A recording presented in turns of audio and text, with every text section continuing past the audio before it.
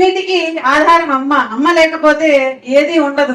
ఇప్పుడు మనం ఇంటికి వెళ్ళాం అనుకోండి, అమ్మ ఎవరు లేకున్నా అమ్మ ఉందంటే అసలు ఆ ఎంతూజియాజం, ఆ ఇష్టము, పోయి కబక్కున పోయి అమ్మను ఆలింగనం చేసుకుంటాం. కానీ ఆ అమ్మే లేదనుకోండి ఇంట్లో, అది ఏదో తెలియని వెలితి బాగా కనిపిస్తుంది అనమాట ఇంట్లో.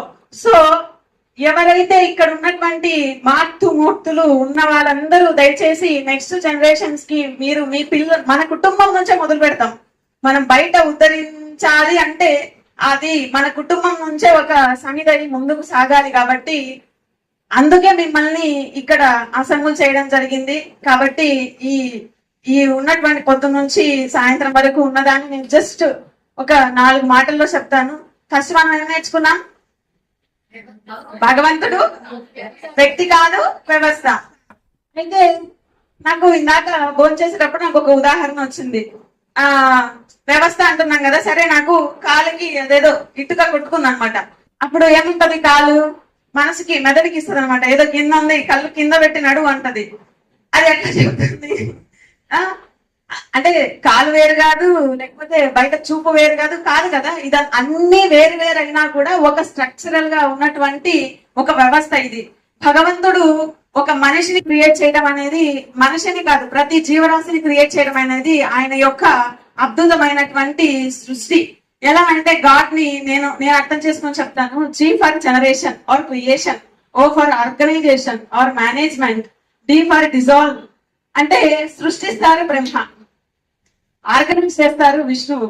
సృష్టికి జ్ఞానం కావాలి కదండి. కాబట్టి బ్రహ్మగారికి అమ్మవారైనటువంటి సరస్వతిని జతకట్టారు. అంతే కదా? ఏమో నాకు తెలుసుకున్న తర్వాత మీరే చెప్పాలి.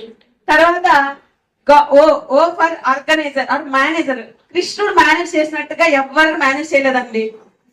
దుర్యోధనుడు కూర్చొని ఉన్నాడు అంటే తల దగ్గర కూర్చున్నాడు, అర్జునుడు పాదాల దగ్గర కూర్చున్నాడు.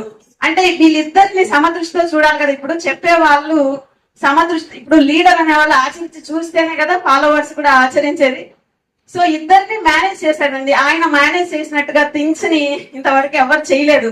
కనుకని కొన్ని లక్షల వేల సంవత్సరాల క్రితం జరిగినటువంటి ఆ భగవద్గీతని ఇప్పటికి కూడా జరుపుకుంటున్నాం. అది ఇప్పటికి కూడా మనం పారాయణ చేసుకుంటున్నాం, లేకపోతే అనుష్ఠిస్తున్నాము, ఆచరిస్తున్నాము.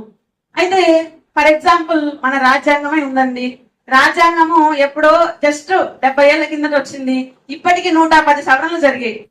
అంటే ఉన్న బుక్ కి 110 సవరణలు జరిగాయి. తిప్పి కొడితే అది 1092 పేజీలు ఉంటది అంతే. అంత చిన్నదానికి జస్ట్ అది ఓన్లీ మన దేశం వరకు కన్ఫైన్ అయింది మాత్రమే.